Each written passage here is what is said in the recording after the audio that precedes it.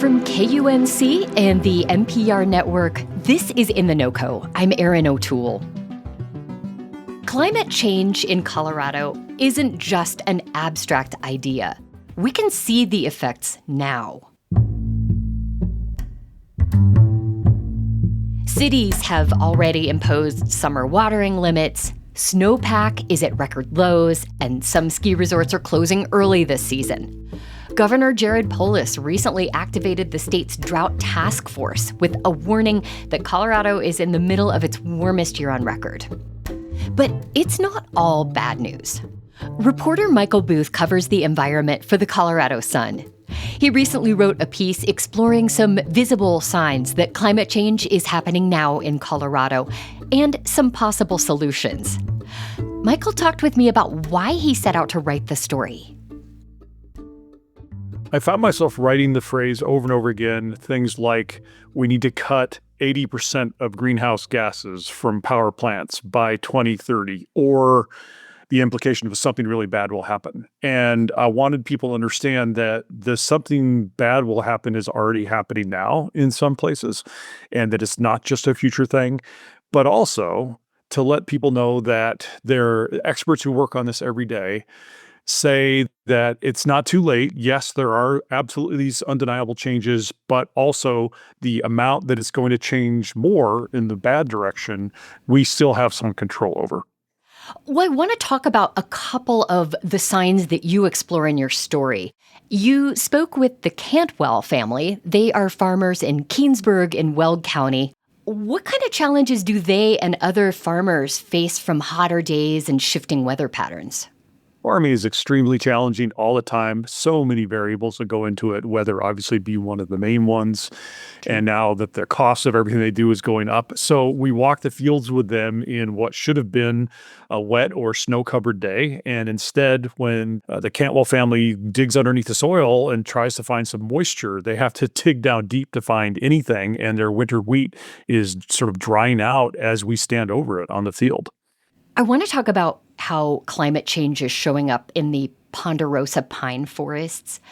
You went on a walk through the trees with Colorado State Forester Matt McCombs, who is fairly blunt in his assessment of the state of these trees and, in particular, the damage that pine beetles have caused.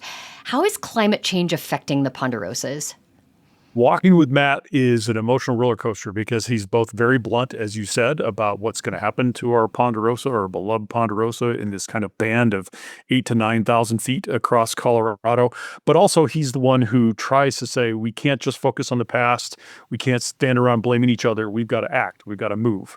So the ponderosa are being attacked now by the same pine beetle that decimated lodgepole pines and other kinds of beetles, hit the spruce population and created these slope-side gray scenes that really shocked a lot of us in sort of the mid-2010s as we drove through Summit County and Grand County and wondered, man, is Colorado's entire forest disappearing? Now, unfortunately, that's going to happen significantly to our ponderosa forest. You describe McCombs as an eternal optimist, but at the same time, he says to fix this situation will require some unorthodox strategies and, quote, trauma-induced policymaking and spending. What does he say a plan might look like? Part of it is kind of letting go, not believing that you can save all the ponderosa just by watering them or cutting every other one. That we have to plan for what's going to replace the ponderosa, what kind of climate, what kind of environment and habitat is going to be in that band that is now occupied by ponderosa along the Front Range and east of the Continental Divide. So letting go of it and then spending a lot of money and time. You mentioned the drought task force the governor's convened. He's also convened a task force specifically on ponderosa and what to do about it and how to make sure that it doesn't just create this devastating, depressing effect across Colorado. One of my favorite quotes from Matt that we put in the story was in terms of talking about how to attack this and not just get into despair. He said, we've got to be easy on each other because things are about to get bananas and they're already bananas. Not just Matt, but a couple of the experts you interviewed sound almost hopeful that we can solve this with some creative thinking and a willingness to find common ground. What gives them hope? The temperature is projected to increase more than it already has. 2.3 degrees average temperature has already happened in the last 30 to 40 years in Colorado, higher than the average from past couple hundred years of records. And that is projected to go up if we kind of continue on the current path. If we alter that path, if we bend the curve downward, if we actually reduce greenhouse gases and cooperate with other states and other countries in bringing those greenhouse gases down, we could limit those temperature increases to another maybe half a degree or even 1 degree.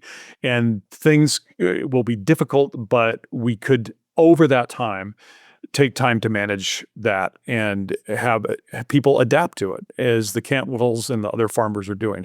About the Cantwells, one thing they're doing, they're getting a state grant to buy a used combine, which will allow them to target different kinds of seeds in different places that can adapt to the weather. If they hire an outside combine, it takes away all their profits. If they have their own combine, they can more creatively and quickly adapt to the weather that's around them and use their combine to harvest the profits. Michael, as a reporter, does it put you in an odd or uncomfortable position to kind of advocate for people to take climate change seriously? That's a great question.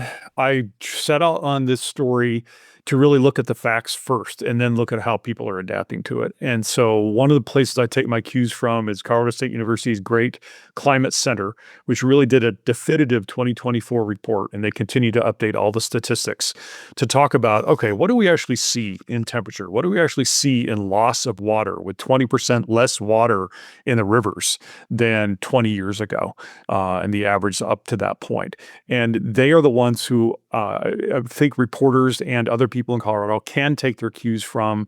They are dispassionate about it. They feel strongly about the research, and they just lay it out. And so it's clear that with the governor creating a drought task force again and a Ponderosa task force, that people are taking it seriously, and we believe they should.